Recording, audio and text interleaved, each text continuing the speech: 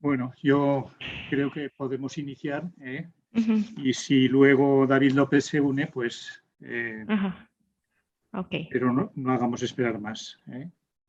Aunque sean pocos, serán buenos. sí, listo. Ahí ya están entrando. Muy bien. Bueno, eh, vamos a dar inicio a esta sesión paralela del quinto Congreso ISUFACHE que se desarrolla en la Universidad de Costa Rica. Y, bueno, en concreto, la línea temática que vamos a desarrollar en esta sesión es la de vivienda y producción del hábitat. Les saluda Vicente Colomer Sendra, soy yo, y soy profesor de la Escuela de Arquitectura de la Universidad Politécnica de Valencia. Es correcto también decir que esta sesión va a ser grabada y se colgará en la web del Congreso.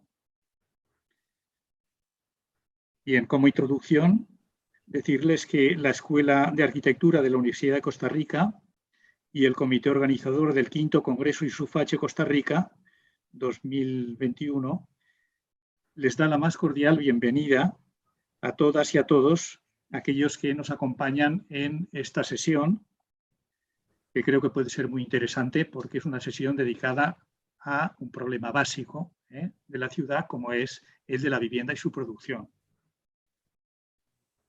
El que decirles también que pueden utilizar el chat de Zoom para sus preguntas y comentarios, o bien verbalmente durante el tiempo de preguntas y de debate que tendremos al final de las intervenciones de los ponentes. Bien, el tema de la vivienda, como les decía, creo que es un tema fundamental y que además es multidisciplinar, a pesar de que somos los arquitectos los encargados de la producción de la vivienda, y esto también se le podrían poner comillas en el sentido de que, bueno, pues hay también una gran parte de la vivienda que se produce, sobre todo en la América Latina, es vivienda que llamamos autoconstruida, en ámbitos en los que podríamos decir que no es una vivienda planificada, no es un programa de vivienda planificada, sino que es una vivienda que se desparrama por sobre todo el conjunto de las grandes ciudades sin planificación y, por tanto, la vivienda autoconstruida. El tema, pues, es complejo y también es transdisciplinar, es decir, que nos encargamos de la vivienda desde distintas disciplinas y que van pues desde la historia, la geografía, la sociología, la economía y, por supuesto, la ingeniería y la arquitectura. Y es un tema recurrente, desde el siglo XIX, pues ya escribe un libro Federico Engels, en el que alerta sobre el problema de la vivienda.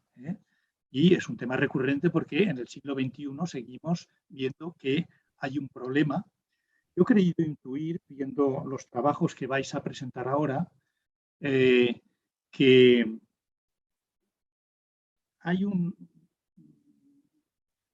leitmotiv común al analizar la vivienda en este momento, que es el que la vivienda sola no es nada. La vivienda hay que analizarla en su contexto urbano, o metropolitano, porque si no, bueno, nos dice muy poco. Eso no quiere decir que los arquitectos no tengamos que estudiar la vivienda desde el punto de vista propio de su planta y de su distribución interna, pero tenemos que saber y tenemos que manifestar, yo creo que se va a evidenciar en esta sesión que vamos a tener, cómo la contextualización de la vivienda en el espacio urbano es aquello que va a interesar porque si no la vivienda, digamos que no, nunca entenderemos cuál es el fenómeno propio de la vivienda. Bien, nos acompañan los ponentes que van a tener bueno, pues un tiempo de 10 minutos para exponer el trabajo. El primero de ellos es Políticas Públicas y Producción de la Vivienda Popular en la ciudad de Xalapa, Veracruz, en México. Lo expondrá Luis Francisco Pedraza Gómez, al cual acompañan en esta ponencia Berta Livia Salazar Martínez y Luis Arturo Vázquez Honorato. Viene Luis Francisco Pedraza de la Universidad Veracruzana. En segundo lugar, el tema es urbanizaciones ilegales en España entre producción social del hábitat y producción capitalista del espacio, de David López Casado de la Universidad de Sevilla, España, pero que de momento no ha comparecido para hacer la presentación. Esperamos que a lo largo de la sesión se pueda incorporar y pueda presentarla. El tercero es el poder colectivo de los moldeamientos uniformales de Zeilen Bausiedlung en Lima para la producción de barrios. Lo expone Patricia Caldas Torres de la Universidad Nacional de Ingeniería, creo que de Costa Rica, bueno, que puede ser de Lima o de Perú, supongo. En cuarto lugar, la producción de marginalidad, programa de vivienda gratuita en Cali, Colombia, 2012-2018, cuya autora Ángela María Franco Calderón será la que exponga, que viene de la Universidad del Valle, en Cali, Colombia. Y el quinto, las mujeres y la construcción de lo común, el transcurrir de mujeres cooperativistas de vivienda por ayuda mutua en Costa Rica, 2012-2019, que presentará Adriana Rojas Ugalde, de la Universidad de Costa Rica. Bien, el periodo de preguntas haremos primero las que se hayan introducido en el chat y en segundo lugar las que convenga contestar de viva voz. Bien, y con todo esto, pues iniciamos con la primera de las intervenciones, que es la de Políticas Públicas y Producción de la Vivienda Popular en la ciudad de Chapala, Veracruz, México. Expone Luis Francisco Pedraza Gómez, de la Universidad Veracruzana. Luis Francisco, tienes la palabra. Gracias. Buenas tardes a todos, espero que se encuentren bien. Y bueno, efectivamente, el tema de este trabajo se titula Políticas Públicas y Producción de la Vivienda Popular en la ciudad de Xalapa, Veracruz, México. Que en este caso, como bien lo comentaba Vicente, que la temática no solamente está enfocada en la vivienda, sino que ahora se busca esta vinculación que pueda tener con los componentes urbanos.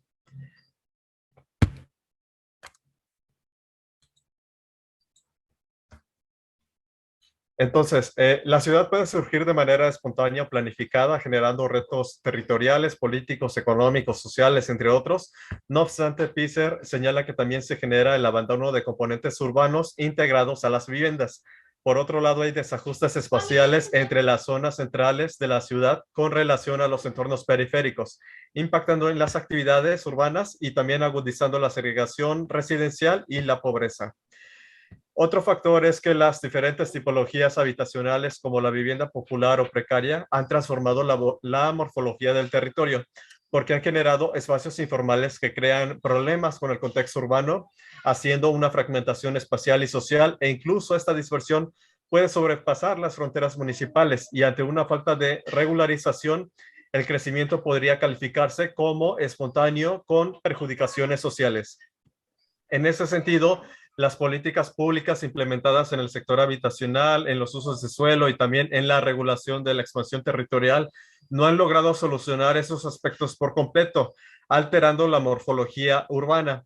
Y por lo cual Castillo y Forrey mencionan que deben formularse políticas públicas con atención en las periferias para que de este modo se pueda tener control sobre la forma humana y así también sobre el acceso al suelo, ya que en muchas ocasiones estos asentamientos humanos o este tipo de viviendas, al localizarse en esas zonas, resulta inaccesible para los habitantes al momento de que vayan a edificar sus viviendas.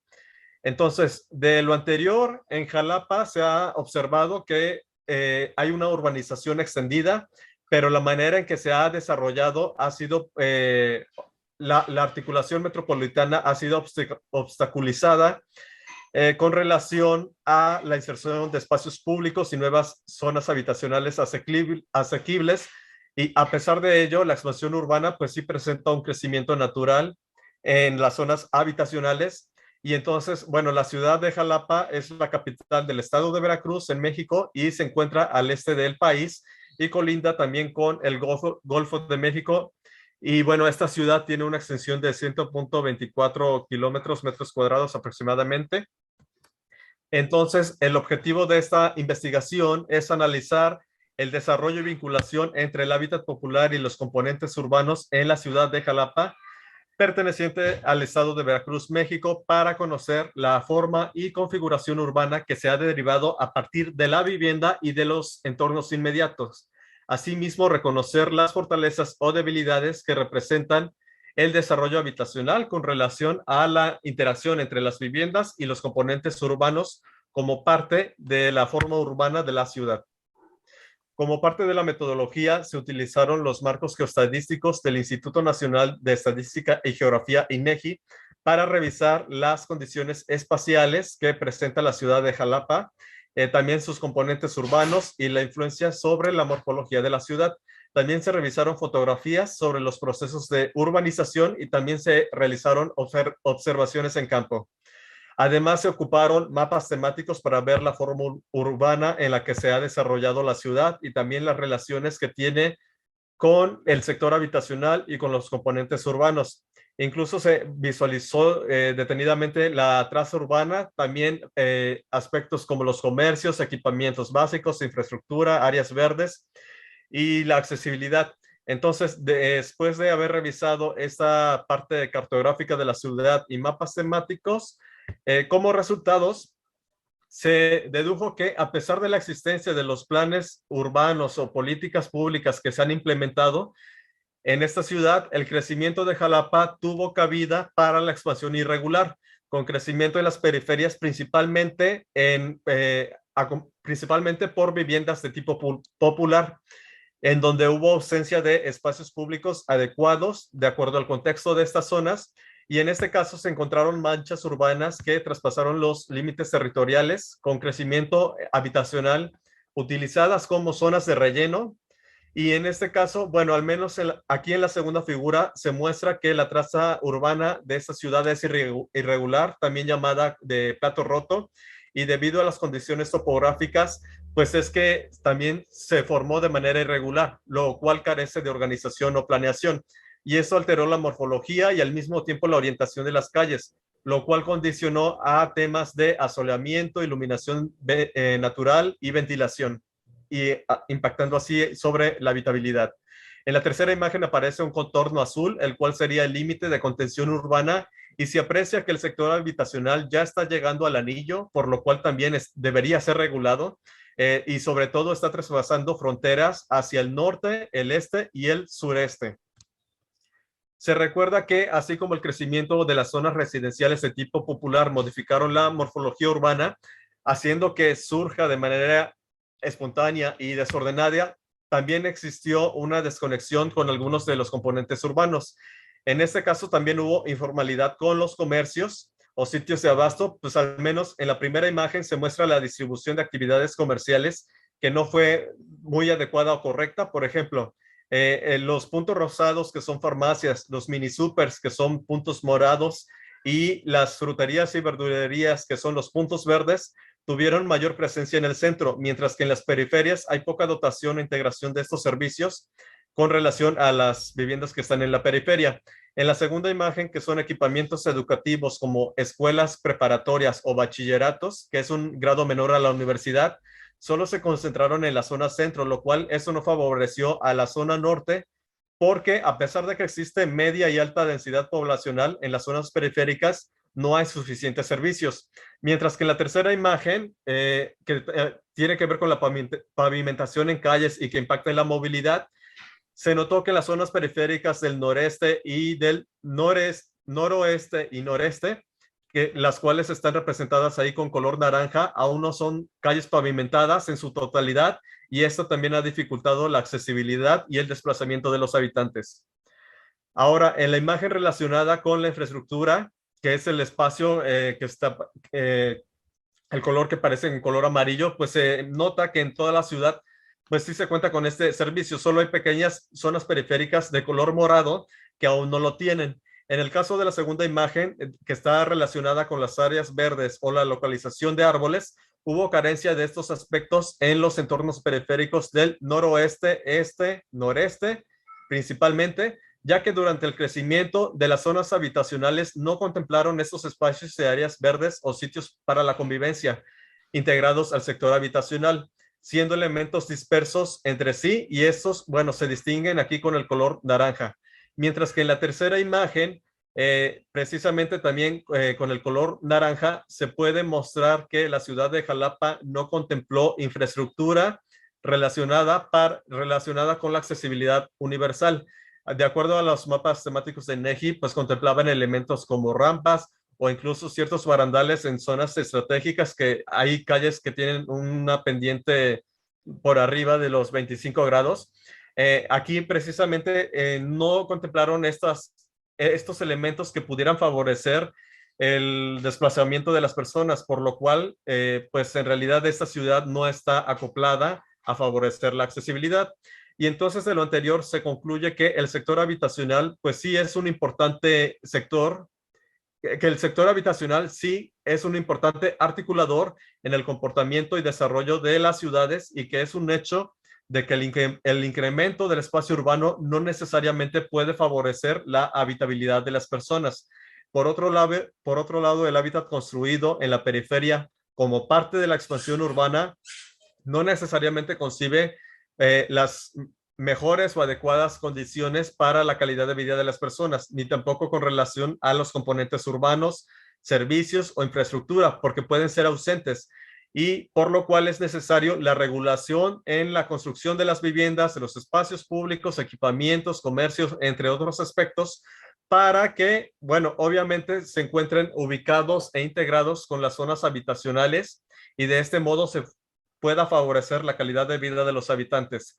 También se concluye que al no planificar los entornos urbanos sin prever las futuras interacciones entre las viviendas y su entorno y sus entornos inmediatos, sobre todo de aquellas que están ubicadas en las periferias, se dificultará la dotación correcta y funcional de los servicios urbanos, de la infraestructura y los equipamientos, interrumpiendo así la creación de áreas de convivencia, de recreación, de fuentes de trabajo y cualquier otro mecanismo que sea parte del estilo de vida o sea parte de las actividades que desarrollan las personas de manera cotidiana. Asimismo, es necesario impulsar políticas públicas para mejorar el crecimiento de las ciudades de manera formal y regular, con la condición de favorecer la construcción del tejido social y espacial de quienes habitan dicha ciudad. Y bueno, con esto termino mi presentación. Muchas gracias por su atención. Bien, pues muchas gracias a Luis Francisco por la exposición que nos ha hecho del caso de, voy a corregirme yo mismo porque he hablado de Chalapa, traduciendo la X. Bueno, esto es una cosa un poco local en el caso valenciano, porque en Valencia, en nuestro idioma local, el valenciano, esa X la fonetizamos como cha, y sin embargo, lógicamente, es una jalapa. En México igual hay algunas palabras que sería como sha, pero hay otras palabras que en este caso el nombre de la ciudad que es con J, Jalapa. Es Jalapa. Suena Entonces, mucho sí. mejor Jalapa que Chalapa. Muy bien. Gracias. Gracias a ti. Vamos a continuar. Como digo, las preguntas y las cuestiones aparecerán al final. Bien. David López Casado. Carla no se ha incorporado, ¿verdad? ¿O sí? Sí, sí, estoy por aquí. Muy bien, David. He llegado un poquito tarde, me disculpáis. Muy bien, estupendo, estupendo. Vale, pues ya, como sabes, tienes 10 minutos para exponer la presentación tuya. En tu caso es urbanizaciones ilegales en España entre producción social del hábitat y producción capitalista del espacio. Y en tu caso, David López Casado es el que hace la presentación y el que ha hecho la comunicación y vienes de la Universidad de Sevilla. Así que cuando quieras, David, puedes empezar. Perfecto, muchísimas gracias. Creo que se ve la pantalla. A ver, estoy poniendo la presentación a ver si... vale. ¿Estáis viendo la presentación? Se ve bien, sí, sí. Vale, sin problemas. perfecto. Bueno, pues gracias por la presentación, gracias a los organizadores por la organización de esta nueva edición del Congreso, ¿no? Yo ya acudí al que se celebró en Barcelona hace ya algunos años, precisamente para presentar unos resultados preliminares de lo que era entonces mi tesis doctoral, que ya leí felizmente, digo felizmente por quitar ese peso, ¿no? Que sabemos que supone la elaboración de una tesis doctoral. Y lo que vengo a presentar hoy es fruto de esa investigación que se centró básicamente en las urbanizaciones ilegales en España o un caso singular de esas urbanizaciones ilegales en España que se vienen a denominar parcelaciones ilegales en el municipio de Córdoba, situado al sur del país, en la región de Andalucía. La evolución de esa investigación me ha llevado a tratar de comprender mejor este tipo de fenómenos, ¿no? que está bastante extendido en nuestro país, y tratar de ponerlo en relación con fenómenos que son más propios o típicamente, ¿no? Tal como nos ha descrito el compañero anteriormente, ¿no? Del ámbito latinoamericano, que también en otros países del planeta, ¿no? Bueno, la comunicación, como estáis viendo ahí, se llama producción capitalista del espacio frente a producción social del hábitat, y trata de presentar, como digo, las urbanizaciones ilegales en España. Bueno, a ver si va pasando. Vale. Bueno, lo que estáis viendo ahí, es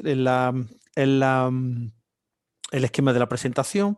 Voy a hacer una pequeña introducción.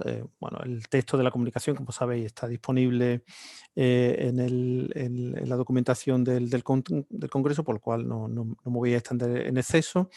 Luego plantearé unos objetivos muy rápidamente y entraré con un poquito más de detalle en los dos últimos apartados.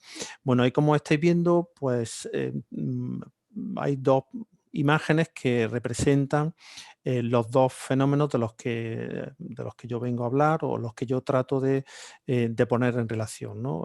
Ahí tenéis una publicación célebre de experiencias en producción social del hábitat, y lo que estáis viendo a la izquierda, pues es una imagen del efecto de las inundaciones, del desbordamiento del río Guadalquivir al paso por la ciudad de Córdoba, y la afectación sobre algunos de los asentamientos que se sitúan en este sector del municipio.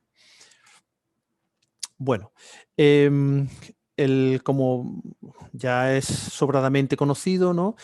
Uno de los efectos que tiene, o algunos de los efectos que tiene el actual modelo económico preponderante en la mayor parte del planeta, el modelo capitalista de corte neoliberal, pues bueno, son fundamentalmente dos, ¿no?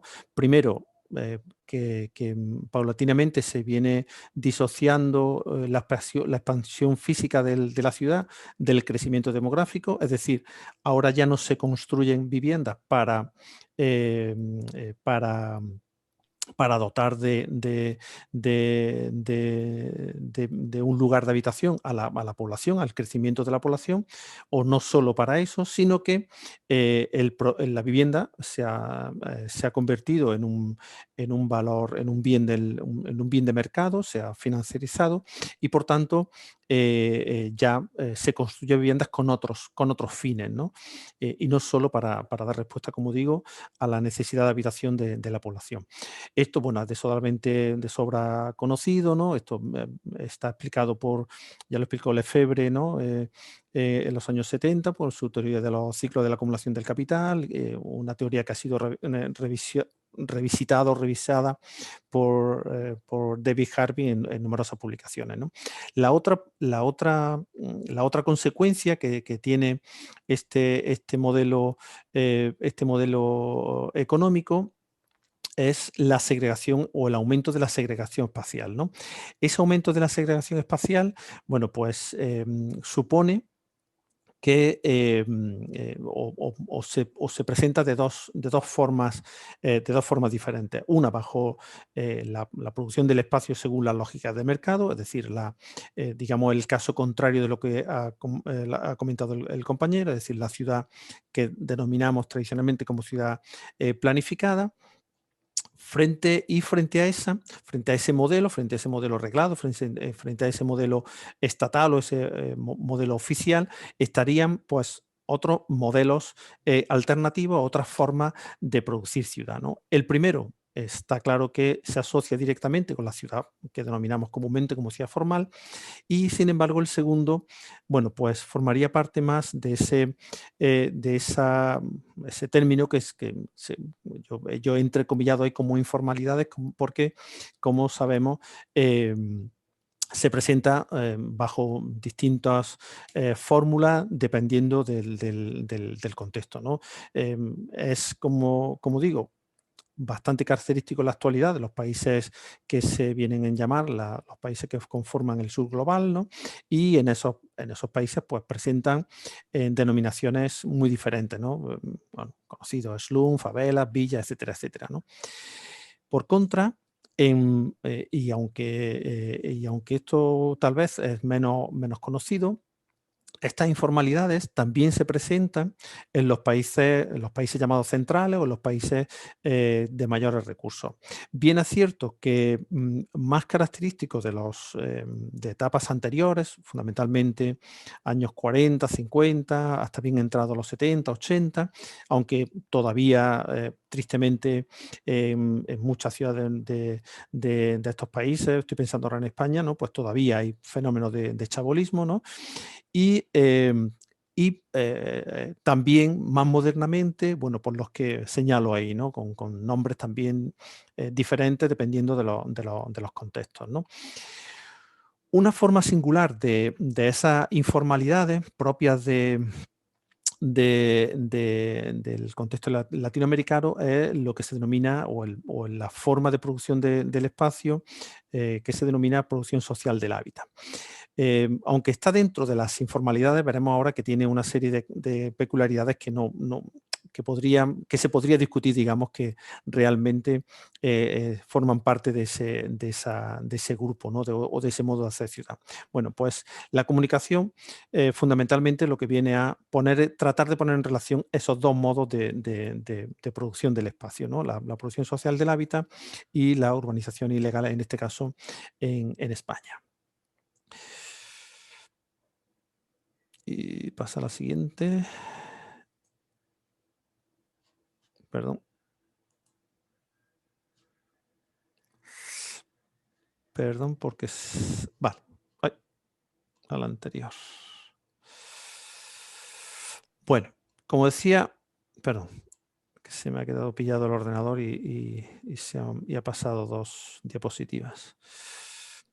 Bueno, como decía, los objetivos el objetivo es doble. Primero, presentar el fenómeno de las urbanizaciones ilegales en España.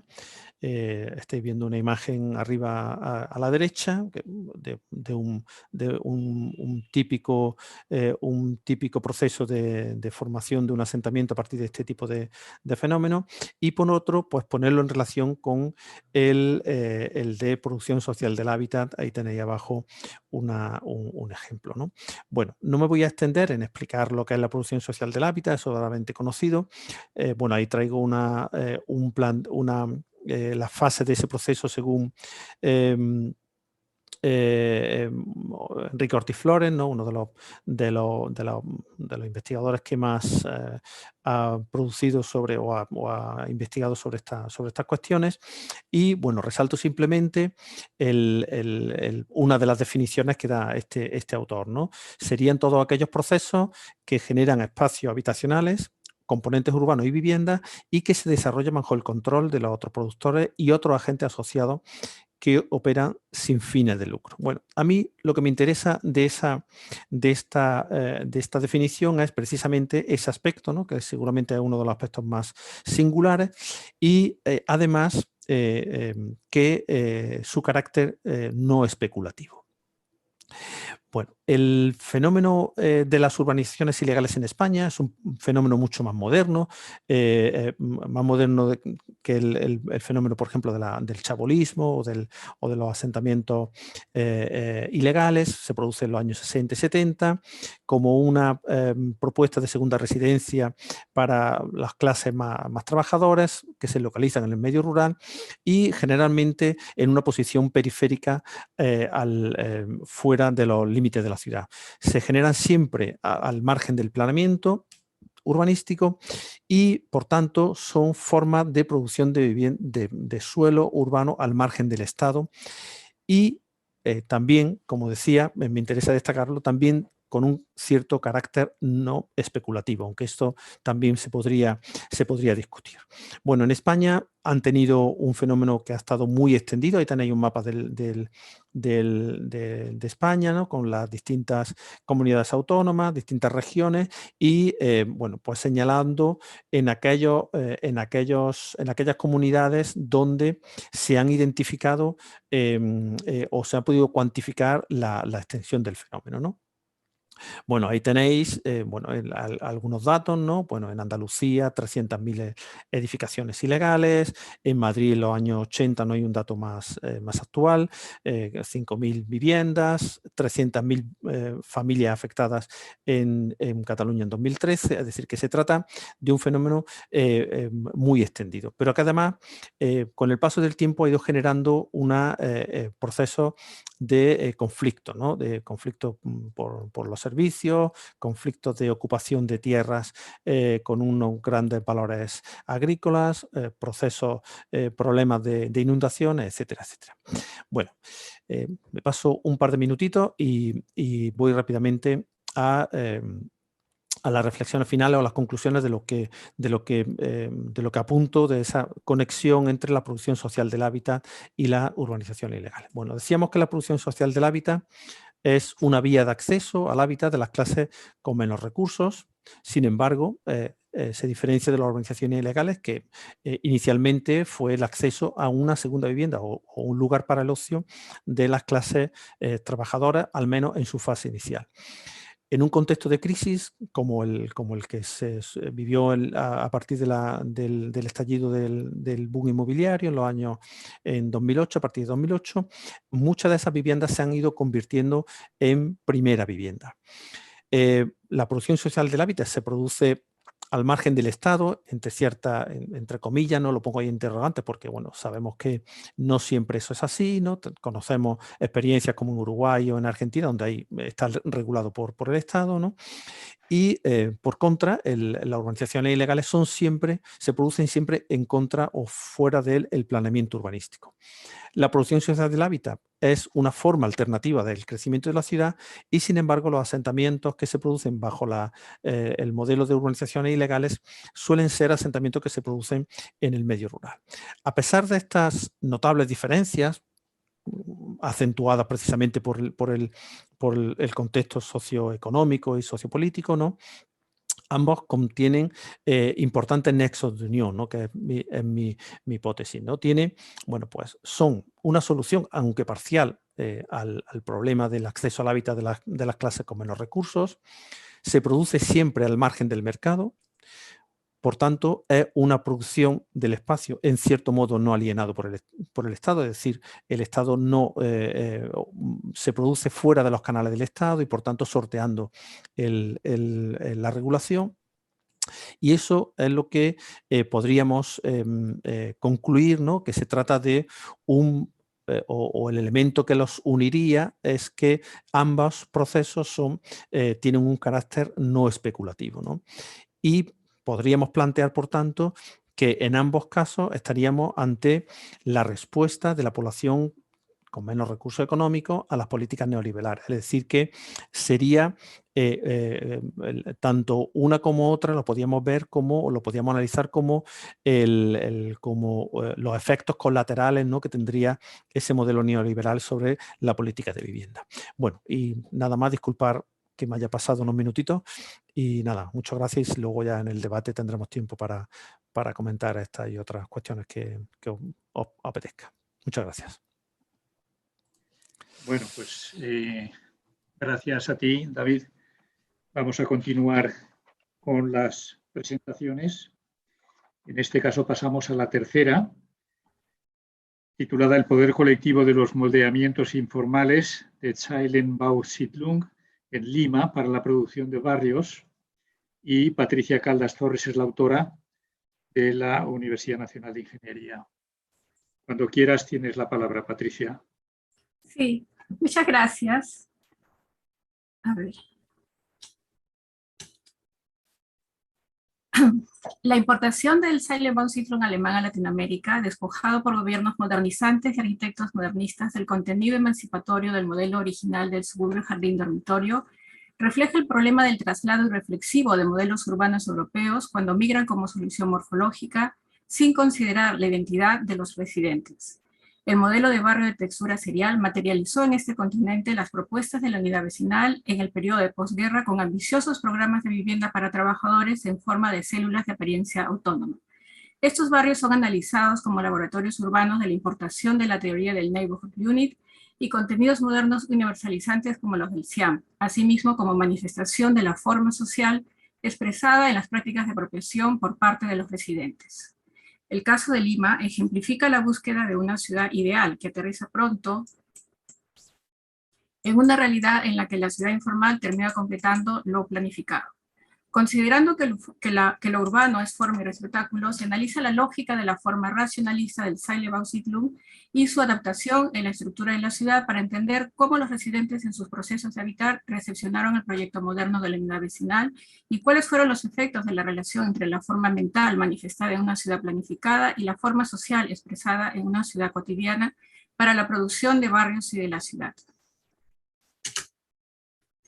El problema con el Zeilenbausiedlung es que la ciencia urbanística asumió una abstracción concreta de la realidad en la que los usos y prácticas del espacio debían acomodarse al orden urbano preconcebido y establecido, sin considerar el derecho de la gente a cambiar y reinventar la ciudad según sus necesidades y aspiraciones. Este es un derecho colectivo, pues reinventar la ciudad depende del ejercicio del poder colectivo sobre los procesos de urbanización. En Latinoamérica, el error fue el presuponer el cambio de las formas de vida a partir de una solución arquitectónica. El Zeilenbausiedlung en las Uves de Lima no fue del todo una forma mental abstracta y rígida desligada del lugar. Su alta calidad de diseño permitió la acción física y material de sus residentes frente a un entorno funcional fijo y acabado. Los cambios del Zeilenbausiedlung surgen por necesidad. Los hijos de los residentes fundadores ampliaron los departamentos al quedar marginados del mercado oficial de la vivienda debido a sus bajos ingresos. Cuando formaron familia, permanecieron en el barrio, adaptaron su entorno construido para lograr nuevos espacios de vivienda a través de la autoconstrucción. Los residentes fundadores son hijos de la primera generación de migrantes, mayormente provenientes de zonas andinas. Las intervenciones han dado lugar a lo que se puede denominar la otra modernidad, entendida como la adaptación de la modernidad basada en principios de solidaridad y reciprocidad. Para los residentes de bajos ingresos, el valor de uso de la vivienda y los espacios de encuentro son la prioridad en el habitar. En el traslado de la idea urbana europea a Latinoamérica, esa fue distorsionada especialmente en Lima. En una fase de modernización y explosivo crecimiento demográfico, la motivación del plan de las unidades vecinales no fue lograr una sociedad más justa e igualitaria, sino controlar la forma de la ciudad para liberarla de las barriadas. Para reemplazarlas, los arquitectos manipulan el principio del crecimiento orgánico a través de células urbanas aisladas en la periferia e implementan políticas urbanas que dividen la ciudad en categorías funcionales y clases sociales. Como las viviendas no resultaron accesibles económicamente a los habitantes de asentamientos informales, el Estado orientó la vivienda social a la clase media, opacando los objetivos del modelo original. Las urbanizaciones privadas fomentadas por la élite burguesa en terrenos próximos a las urbes aprovecharon la atractividad de estos barrios y su infraestructura previamente desarrollada, quedando los terrenos de menor valor ocupados por las barriadas. Las urbes acentuaron la segregación socioespacial de los habitantes de bajos ingresos, facilitaron la urbanización masiva, la cual dio lugar a la ciudad informal. El Ceilenbausiedlung es una forma de urbanismo sin propiedades locales. El paradigma europeo más difundido internacionalmente es el barrio alemán de Darmstadt, modelo vanguardista que no aspiraba a una imagen acabada de barrio. Se trataba de una forma abierta de edificaciones lineales que se dejaban alargar para lograr más viviendas. El barrio no tiene acentos en la textura, posee un patrón que se define por la ley de la serie. La implantación de la solución morfológica en la estructura de Lima significó una ruptura con la tradición urbana local y su patrón de manzana, calle y plaza. Los arquitectos se sintieron cómodos aplicando el concepto del neighborhood unit, pues no se diferenciaba mucho del concepto de barrio en Latinoamérica como unidad espacial y organizativa para hacer ciudad. La diferencia es que en este continente es la plaza, este espacio abierto de encuentro, el elemento que facilita la cohesión social, no el centro cívico. Las urbes fueron macromanzanas residenciales con áreas ajardinadas y una provisión de equipamiento. La V3 que materializó en Lima la implantación del modelo muestra en una primera propuesta no realizada una zona con plazas. En lo construido, los principios racionalistas son sutilmente quebrados por ciertos rasgos de la ciudad compacta, como en el sistema de edificios pareados que conforman espacios cul-de-sac, estableciendo una polaridad entre el carácter privado de estos espacios y el carácter más público de los espacios ajardinados. Esto ayuda a la diferenciación entre el frente posterior y el frente principal de los edificios barrio. La parcela, que tiene el área edificada y su área libre jardinada, es el elemento que define el tejido urbano, como en los demás barrios analizados, donde los arquitectos no abandonaron del todo la idea de que con la configuración espacial al mismo tiempo se podía construir un espacio de interacción social conectado a una estructura morfológica. En mayor o menor medida, la calle y la parcela permanecen como elementos relevantes en variadas tramas urbanas. El ideario moderno de los arquitectos en Lima muestra sus aspiraciones e ideas de vivienda, barrio, ciudad y las contradicciones y relaciones entre el concepto del neighborhood unit, basado en un sistema de orden que uniformizaba las formas de vida en células urbanas y la ciudad informal. La variedad de tipologías y formas de barrio revela una fase de experimentación en un tiempo en el que la presencia de la ciudad informal se hacía cada vez más notoria. Esto debe haber influido en la realización de algunos barrios que abandonan la estructura serial por el patrón de manzana, calle, plaza, para poder incorporar la vivienda autoconstruida en el trazado. En otros casos se reemplaza alguna barriada existente en parte de la macromanzana planificada por un trazado compacto para vivienda unifamiliar.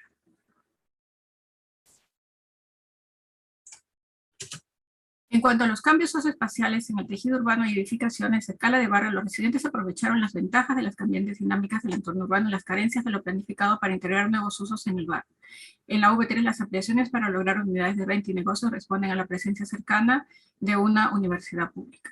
Los jardines de la infancia no considerados en la planificación surgieron en varias Vs adaptando departamentos. Las Vs fueron por poco tiempo barrios dependientes del centro tradicional. En la adaptación, los residentes lograron autonomía a escala de equipamiento barrial. En algunas Vs surgieron asentamientos informales. El sentimiento de apego en las Vs se fortaleció con la variedad de espacios públicos y lugares de encuentro moldeados a través de pequeñas intervenciones, las que hacen legible la aspiración simbólica por el carácter cerrado de los espacios. Al adaptar el entorno construido, los residentes diferenciaron zonas en el espacio indiferenciado a través de nuevas unidades espaciales y unidades de vivienda con las que buscan mayor proximidad física. En barrios donde no se concibieron las plazas, los residentes las crearon, y en barrios donde existían ciertos herramientas del espacio exterior, los reforzaron con las nuevas unidades espaciales. Se reconoce una variedad de usos sociales, temporales o no, que fortalecen los lazos familiares y amicales. De esta manera se relacionaron con la ciudad.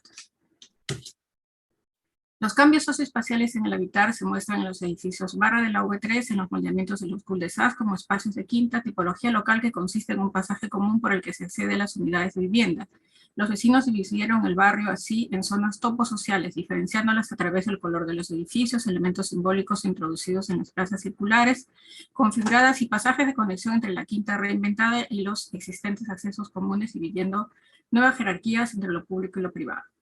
En los bloques con vacíos en la masa, la transformación socioespacial es de dos tipos: en los grupos de casas de altos y bajos, de 2 y 3 pisos, dispuestos en hilera, y en los bloques barra con vacíos con terrazas de doble altura que permitieron ampliar por etapas. En la evolución tipológica de los bloques se identifican fases de crecimiento horizontal y vertical. Los usuarios llegan a duplicar y triplicar el área de las viviendas. La vivienda es un espacio de negociaciones donde la forma urbano-arquitectónica juega un rol importante. Las estructuras flexibles invitan a apropiarse del espacio, las rígidas de espacios funcionalizados la dificultan. Las tensiones surgen cuando los códigos de diseño ocasionan un desequilibrio entre el grado de libertad y el grado de compromiso para ampliar. El conjunto habitacional Manzanilla muestra en los procesos de cambio mayor rigidez y problemas en las negociaciones para ampliar debido a sus tramas híbridas.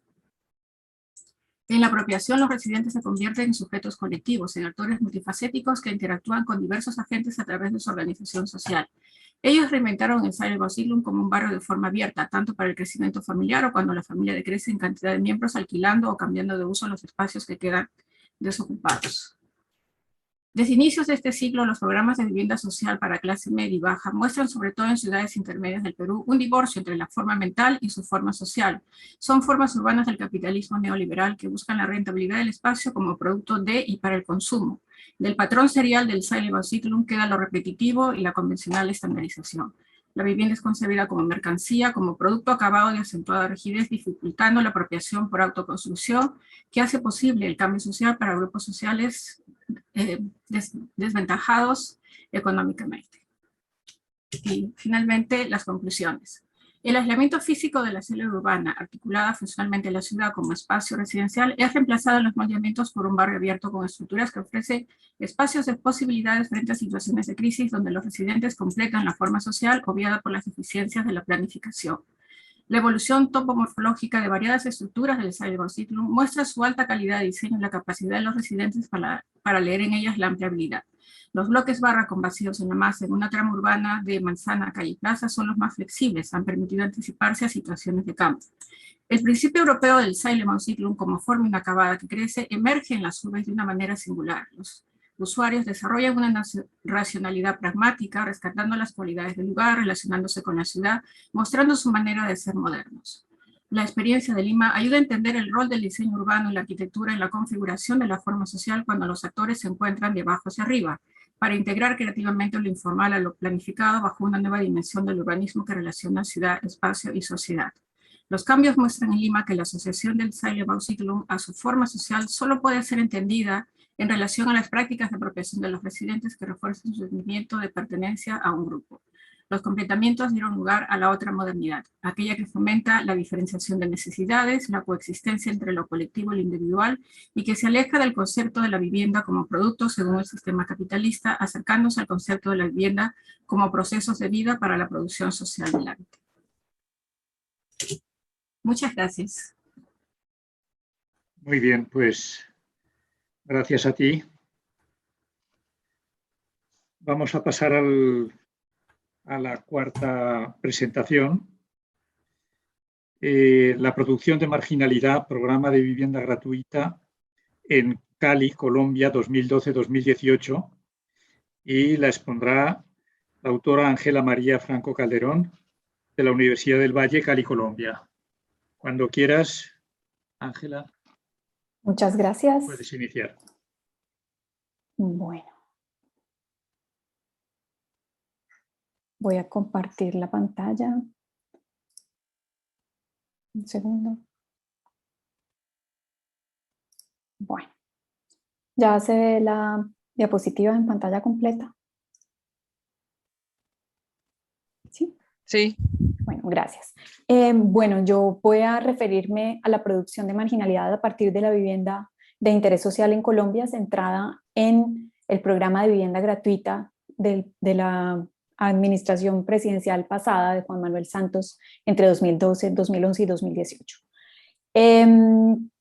Quiero empezar por esta disociación entre teorías, acciones y políticas que creo que en las presentaciones anteriores han dado un muy buen contexto sobre sobre esto, porque a pesar de estas grandes inversiones, el número de políticas públicas que en Colombia desde 1918, o sea, hace más de 100 años estamos produciendo políticas públicas de vivienda, la pobreza, la marginalidad persiste en gran parte de las ciudades.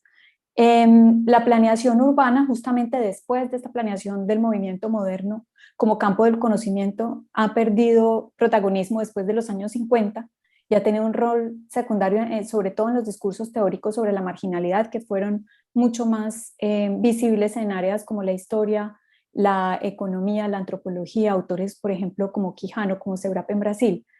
Y los estudios tienden a asociar muchísimo más la marginalidad urbana con asentamientos informales, y pocos de ellos relacionan este fenómeno con los grandes barrios de vivienda social promovidos por el gobierno. Todo esto en un contexto en el que lo que vemos es un crecimiento de la economía no necesariamente lineal, pero con un ascenso importante. Estas son proyecciones después de la pandemia, pero para referirme a que el problema no necesariamente es de recurso económico, sino de concentración de riqueza. Entonces, lo que se hizo en el marco del programa de vivienda gratuita 100% subsidiada, porque el programa se llamó así, vivienda 100% subsidiada, que era más un eufemismo cuando el presidente habló de vivienda gratuita y hubo desacuerdo. Entonces el programa cambió de nombre, pero bueno, finalmente son viviendas gratuitas con un panorama de 200.000 viviendas construidas entre 2012 y 2018, que realmente ese número de viviendas se cumplió.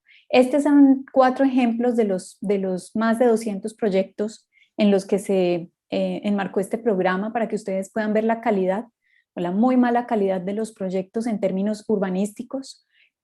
Cumplen con las normas de sismoresistencia, pero pues estas ciudades, por ejemplo, Barrancabermeja está en la costa atlántica, La Guajira, son ciudades que tienen promedios de temperaturas eventualmente por encima de los 30 grados, y lo que hicieron estos proyectos fue construir vivienda neta sin servicios, sin comercio, por ejemplo, en áreas periféricas de la ciudad, muy poco dotadas, con limitaciones en el transporte público.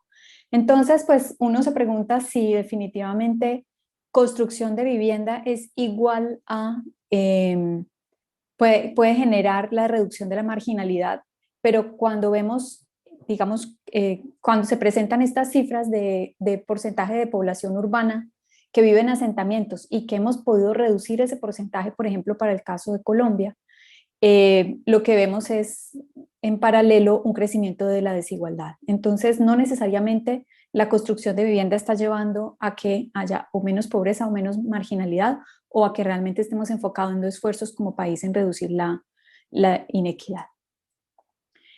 En el marco de esta investigación que estoy presentando, pues hay una definición de marginalidad urbana que parte de unos factores estructurales, que son este sistema capitalista que conduce a los procesos de acumulación, y las estructuras de poder que en palabras de Quijano se han denominado colonialidad del poder, pero también hay unas características inherentes que son factores que se pueden transformar, como por ejemplo la segregación étnico-racial, que ya la segunda presentación nos hablaba de segregación espacial, en este caso, en el caso de Colombia y particularmente en el caso de Cali, que es la segunda ciudad con mayor número de afrodescendientes en números absolutos después de Salvador de Bahía en Brasil, para toda Latinoamérica, pues la segregación más que espacial es también étnico-racial.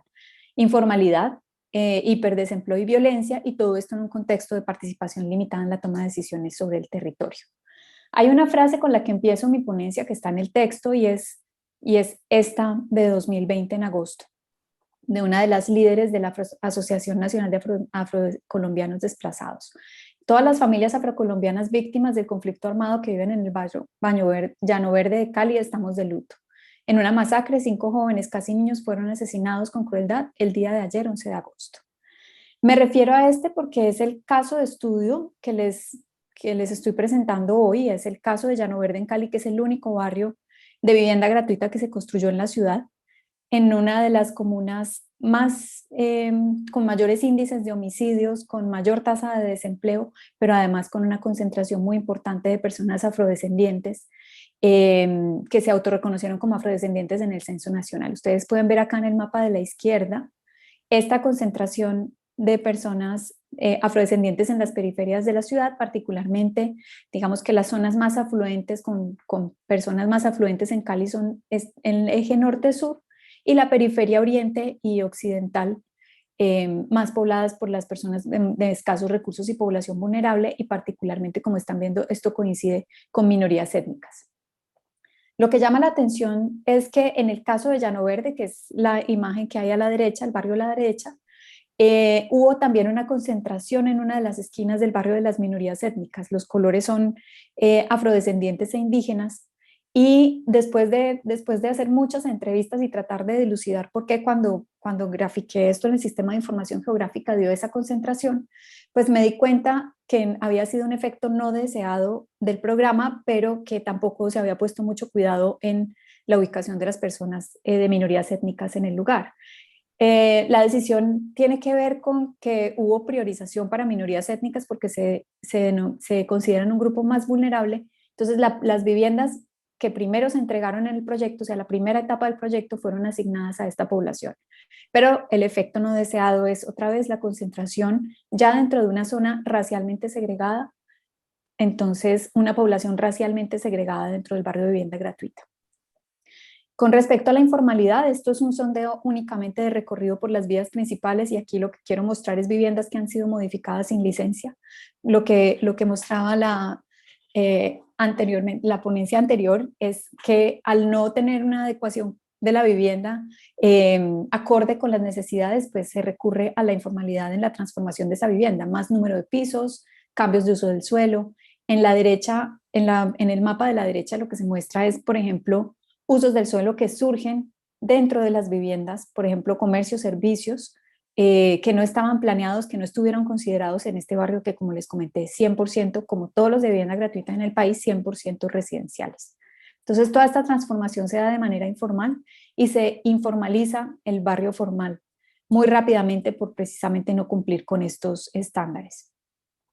Otra noción importante a ser analizada en esa definición de marginalidad urbana es el hiperdesempleo a partir de la definición de Ollero, que son, en este caso, la estadística es personas buscando empleo por más de 6 meses que no encuentran un empleo formal, y obviamente muchas de ellas nunca lo han tenido o nunca lo tendrán, y particularmente en esta zona donde se ubicó el barrio, los indicadores mostraban antes de la pandemia que casi el 9% de la población no había encontrado trabajo en más de 6 meses, o sea, un desempleo arraigado en una zona que llegaba a tasas del 20% antes de la pandemia, que habrá que ver cómo se van reorganizando esas tasas cuando la pandemia se termine, pero sigue siendo la zona, el oriente de la ciudad, la zona con mayores índices de desempleo.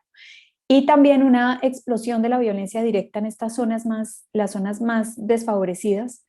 Aquí estos mapas muestran las zonas controladas por pandillas, arriba a la izquierda, homicidios por crimen organizado, homicidios por pandillas, homicidios por otros móviles como violencia intrafamiliar, balas perdidas, riñas personales, intolerancia.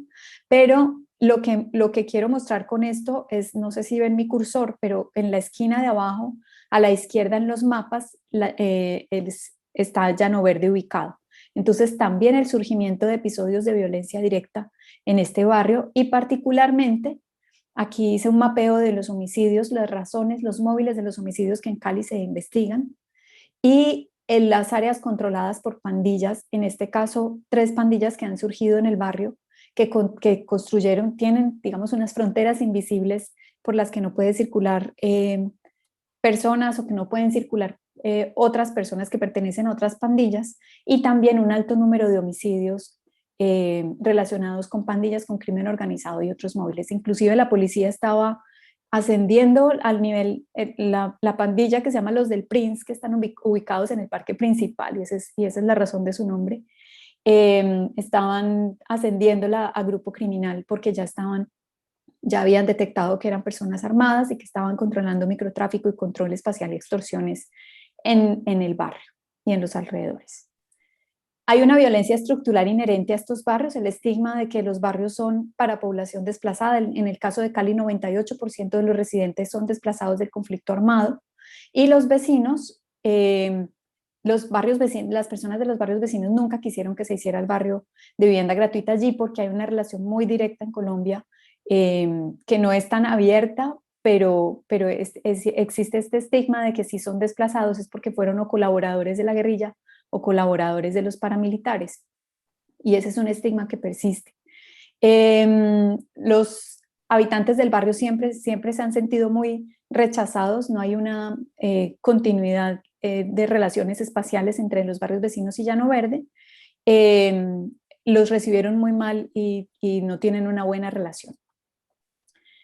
La pobreza y la forma urbana están muy relacionados, creo que de esto vamos a hablar y ya se ha hablado en las otras conferencias y vamos a hablar durante esta etapa del Congreso, porque hay unas tipologías de vivienda típicas que particularmente en Colombia se repiten también en América Latina, y es unos lotes mínimos, un área mínima de vivienda construida, que en el caso de este barrio fueron 35 metros cuadrados de lote, 47 metros cuadrados que arrojan unas supermanzanas de manzanas alargadas que tienen unas vías peatonales con muy poquita distancia entre fachadas, y que además las personas ocupan el antejardín, o sea que reducen mucho más ese corredor peatonal.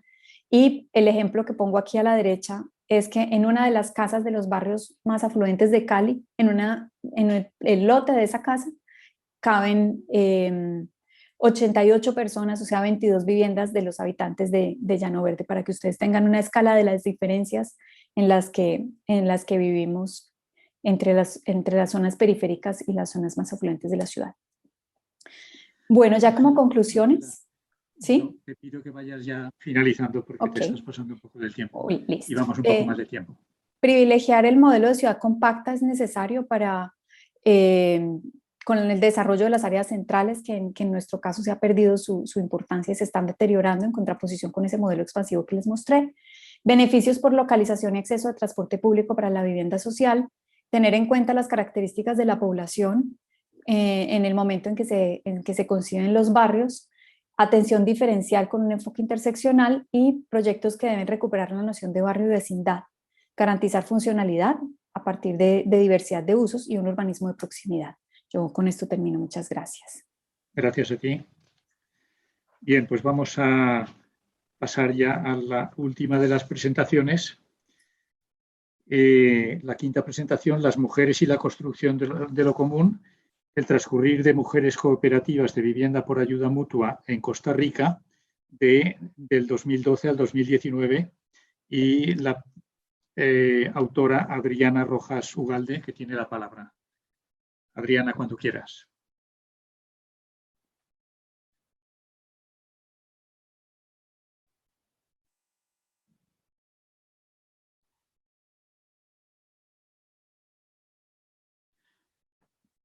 Adriana, tienes el micrófono sin actuar. No se te oye. Yo no sé si lo puedo hacer desde aquí. ¿Ahí? Ahora, muy bien. Ahora sí. Estupendo. Disculpen. Nada. Ahí está en modo presentación. Sí. Bueno, buenas tardes. Mucho gusto. Yo soy socióloga, no soy arquitecta, entonces mi presentación no tiene láminas urbanísticas. Y bueno, y sobre todo soy cooperativista de vivienda por ayuda mutua. Soy parte de ese movimiento uruguayo y latinoamericano del que hablaba David, en el marco de la producción social del hábitat. Entonces, pues contarles un poco de la experiencia más concreta de la única cooperativa de vivienda por ayuda mutua que hay en Costa Rica, que es mi cooperativa. Se llama COVIFUDAM. Y bueno, esta es una reflexión que parte de mi tesis de maestría sobre género y vivienda, pero sobre todo es una reflexión que tiene más de 8 años y que hemos estado haciendo compañeras a lo largo de Latinoamérica dentro del movimiento cooperativista de vivienda por ayuda mutua. Entonces, pues contarles que nosotras nos formamos en el 2012, ¿verdad? Ya tenemos varios años, somos una cooperativa que a hoy no ha construido, no hemos logrado obtener un terreno para construir, pero durante todos estos años hemos hecho un despliegue de acciones organizativas, personales, familiares y a nivel de incidencia política que nos parece que son interesantes de reflexionar en el marco de esto que es producción social del hábitat y también ahora en las políticas de cuidados con enfoque feminista. Entonces, a mí que me ha interesado particularmente, pues que analicemos ese transcurrir en esos espacios familiares, organizativos, comunitarios, ¿verdad?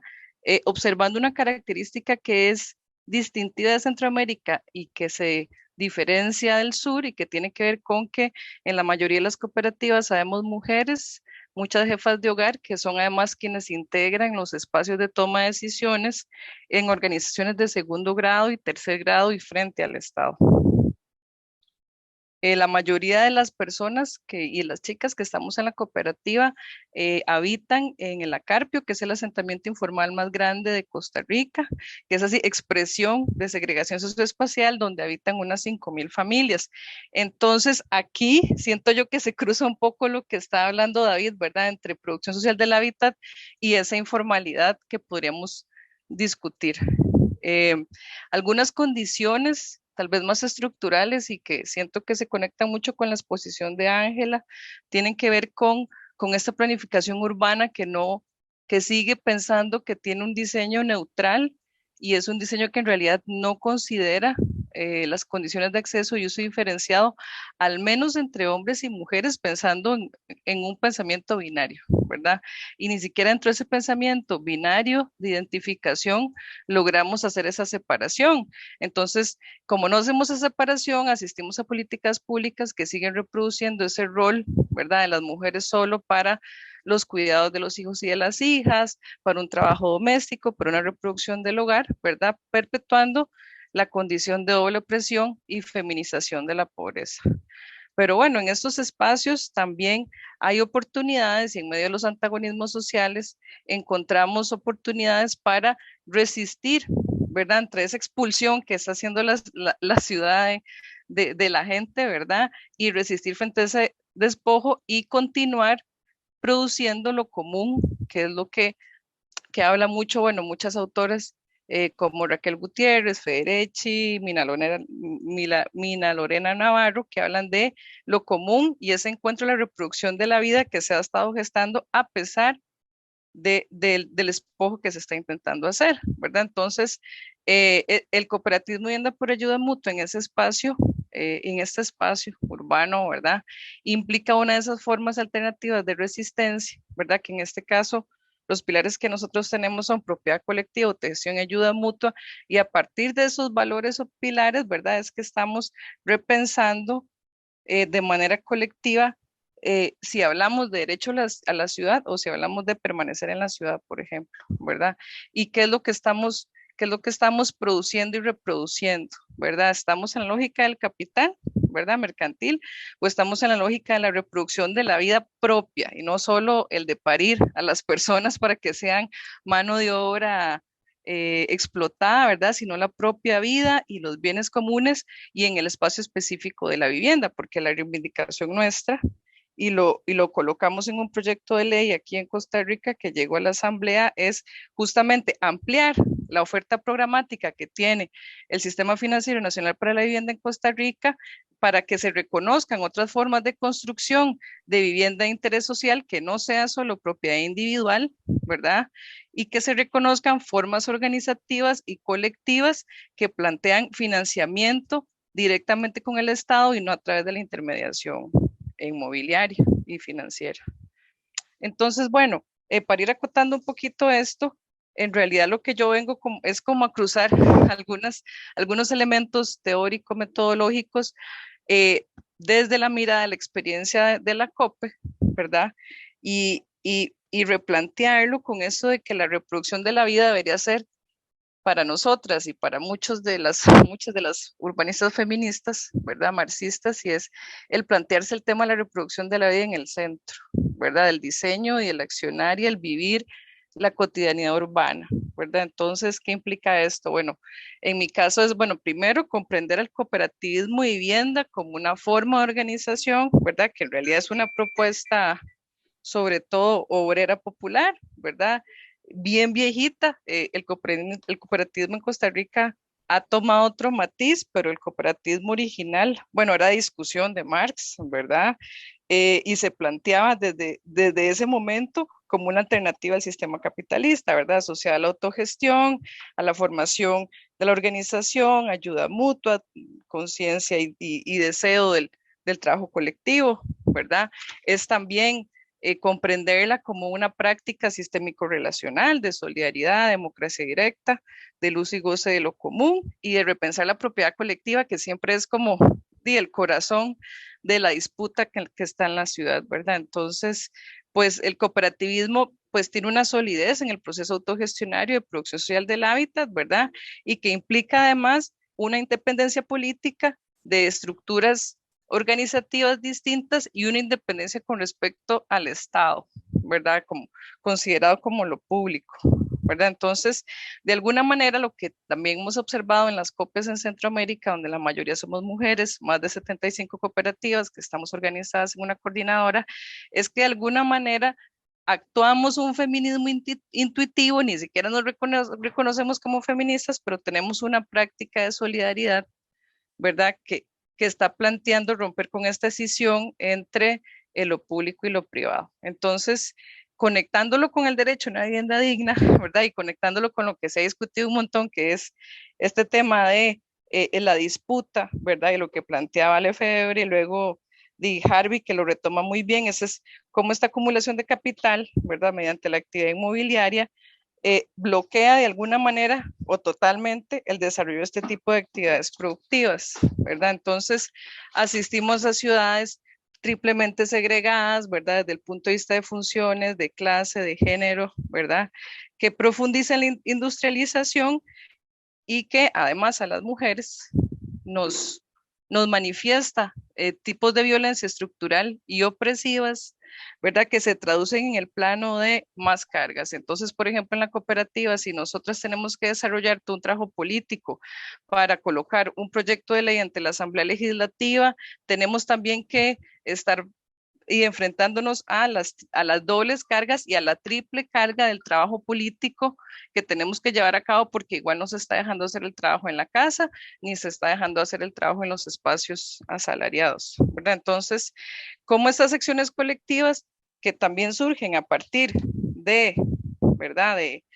De bloqueos políticos porque no nos han permitido posicionar otra estrategia de vivienda de interés social que no sea propiedad individual, es una manifestación también de violencia estructural y en este caso específicamente para las mujeres porque no interesa considerar los usos y goces diferenciados que tenemos las mujeres en los espacios vitales, ¿verdad? Entonces, aterrizándolo con lo que les decía de cómo lo cruzamos con la organización social de los cuidados, que son términos teóricos que están de moda en este momento también en América Latina, ¿verdad? Y a propósito de la decolonialidad del ser que mencionaba Ángela, ¿verdad? Es como lo cruzamos desde la mirada nuestra, que es lo que estamos proponiendo en el fondo también con proyectos de ley y con interpelar al Estado para que reconozca otras formas, ¿verdad? Entonces lo que estamos planteando es, por ejemplo, el reconocer a la reproducción de la vida, bueno, sobre todo como una categoría de análisis feminista marxista, ¿verdad? Colocado muy fuertemente por Silvia Federici, ¿verdad? Y que tiene que continúa con esta discusión que tiene más de 100 años sobre esta separación o escisión de la vida en dos ámbitos, la de producción de mercancías, el espacio de los hombres, el público, con respecto al espacio de reproducción de la vida, que también es conocido como el espacio que recluye a las mujeres en el ámbito del hogar y que es el conocido como el privado, ¿verdad? Entonces, esta reproducción es la producción de la vida, ¿verdad? Que se entiende de la mercancía, en realidad ha sido subvalorada, ¿verdad? Históricamente por una postura clasista y patriarcal que privilegia ese trabajo productivo, ¿verdad? Entonces, frente a eso que vivimos nosotras, pues una política en femenino y entramados comunitarios que se plantean sujetos colectivos frente a esa escisión de la vida que además es individual, ¿verdad? Entonces nosotras apelamos a esa dimensión común de la experiencia, ¿verdad? Entender en lo común o los bienes comunes y la reproducción de la vida como ese espacio de encuentro, digamos, entre lo que producimos, sobre todo nosotras, ¿verdad? Lo que necesitamos en este espacio desordenado y segmentado, ¿verdad? Y cómo la única vía está siendo la organización política para garantizar esa reproducción de la vida y cómo ese espacio nos genera la posibilidad de esa disputa por el control de los medios para la reproducción de la vida. En este caso, concretamente, suelo, ¿verdad? Entonces, incluso, tratando de enmarcarlo, ¿verdad? En la temática del Congreso, nos encontramos entonces frente a esta contraposición entre satisfactores de producción individual y mercancía, ¿verdad?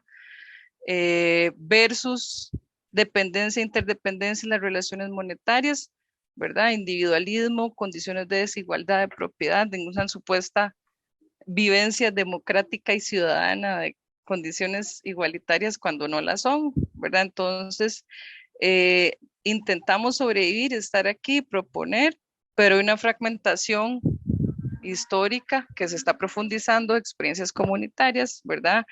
Que justamente están orientadas a, por ejemplo, este lema que tenemos de que la vivienda es un derecho, no una mercancía, ¿verdad? Porque estamos apostando por el valor de uso sobre el valor de cambio en términos de ese acceso al suelo y financiamiento y marcos legales para construir de la manera que lo proponemos, ¿verdad? Pero siguen habiendo barreras, que son barreras sobre todo entendidas en el espacio de lo público y las decisiones estatales. Entonces, ¿quiénes deciden si no somos nosotras, verdad? Entonces, entre lo público y lo común, ¿verdad? Apostamos por lo común, que es esa capacidad de autodeterminación colectiva, y nos seguimos preguntando entonces cómo vamos a garantizar la reproducción de la vida en nuestras condiciones frente a estados como el TICO, ¿verdad? Que se niega a reconocer otras formas, ¿verdad? Y con esto yo cierro, que es una cita que leí, ¿verdad? La ciudad no es solo el epicentro de la acumulación de capital, sino también un terreno potencialmente estratégico para subvertir y poner en entredicho los procesos de explotación y expansión continua de la valorización del valor. Bueno, y por ahí Adriana, lo dejo, Vicente. Pues muchas gracias por tu exposición. Hemos llegado al punto de, bueno, el que pueda haber alguna cuestión, alguna pregunta. Yo creo que, bueno, yo en realidad estoy bastante abrumado por el panorama que enfrenta el tema de la vivienda y el tema del hábitat, sobre todo en el ámbito americano, ¿no? En el ámbito de la América Latina. Creo que ha sido muy, bueno, estimulante y a la vez preocupante también el ver cómo, bueno, parece que todos los indicadores que estáis planteando nos llevan a pensar que las formas de producción de vivienda en este momento están fracasando. Bueno, y yo pienso se han expuesto, sobre todo yo creo en la vivienda pública. Como os decía al principio, en España prácticamente no se hace ya vivienda social.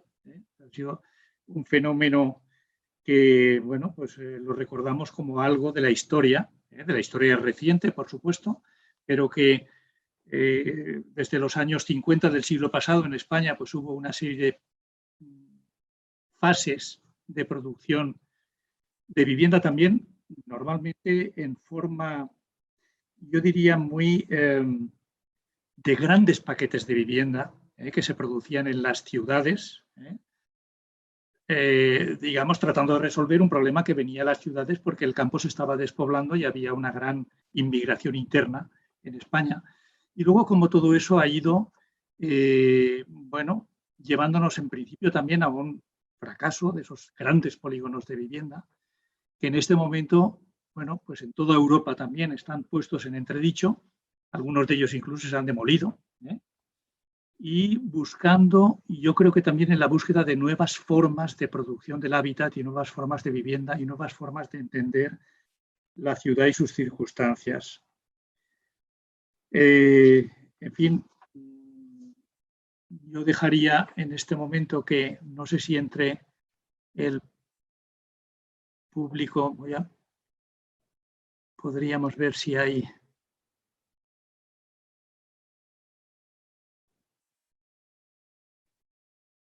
chats, no sé si... Carla, no Yo sé si tengo nos ha... preguntas, por si acaso. ¿Tienes preguntas en el chat, Carla? No, no, no hay preguntas en el chat. No. No.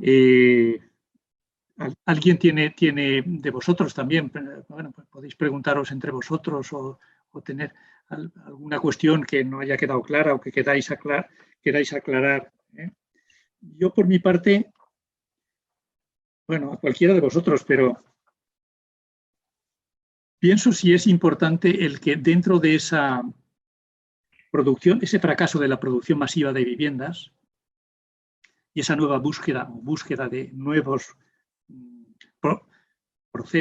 formas procesuales de la vivienda, se ha hablado, claro, yo tiendo a ir bastante a los problemas morfotipológicos. Sí que ha habido un cierto fracaso de la aplicación en la América Latina de los, de alguna manera, de las formas en que en Europa y fundamentalmente además las Siedlungen alemanas, yo creo que es uno de los temas en los que, bueno, con más claridad se ha visto que no era este tipo de procesos no se podían aplicar de una forma, digamos, copiando estos procesos europeos. Y se ha llegado a hablar de la ciudad, la cierta necesaria compacidad, yo diría compacidad, pero a la vez también necesidad de claridad en la producción de espacio urbano común en la ciudad. Esa claridad, bueno, creo que en algún caso, no sé si ha sido Ángela, tú la que lo has expuesto, como el ir a que la idea de que la calle, la plaza y la manzana, digamos, como elemento morfológico unitario que debería regular estos espacios urbanos fracasados y que de alguna manera tendrían necesidades de regeneración urbana y de rehabilitación edificatoria, y la forma en que la gente debe apropiarse de esos espacios en común, como estaba planteando Adriana. Ángela y Adriana tienen preguntas.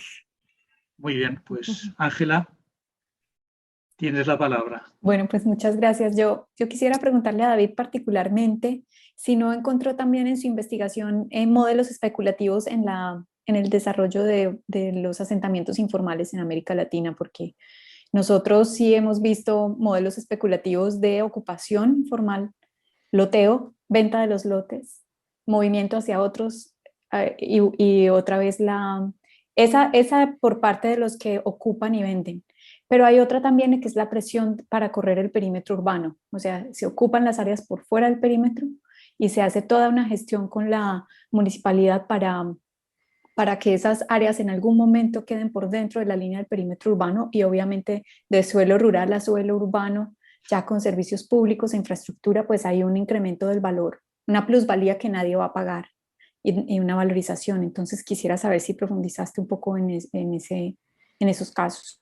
Sí, bueno, hay ahora no recuerdo el autor, que ha trabajado mucho sobre las favelas de Río de Janeiro, y habla precisamente de eso. Claro, por eso ponía entre comillas, claro, la comunicación no daba para mucho, la presentación, 10 minutos no daba para mucho, ¿no? Por eso decía, claro, son formas de producir vivienda y suelo al margen del mercado, pero eso no significa, al margen del mercado me refiero al margen del sector reglado del mercado, ¿no? Al margen del mercado como lo conoce el mercado inmobiliario, ¿no? Ahí no hay un promotor inmobiliario, no hay unos canales oficiales de acceso al crédito, no hay, lo que no significa que el mercado esté al margen, ¿no? Estos trabajos de este investigador que trabaja sobre Río de Janeiro habla precisamente de eso que tú comentas, Ángela, de cómo dentro de la informalidad se produce procesos especulativos, es decir, gente que desde el realquilado de habitaciones dentro de esas viviendas, ¿no? a la venta especulativa de los lotes o de viviendas, o de etcétera, etcétera. Es decir, que efectivamente se habla mucho de estos procesos informales que están al margen del mercado como algo, ¿no?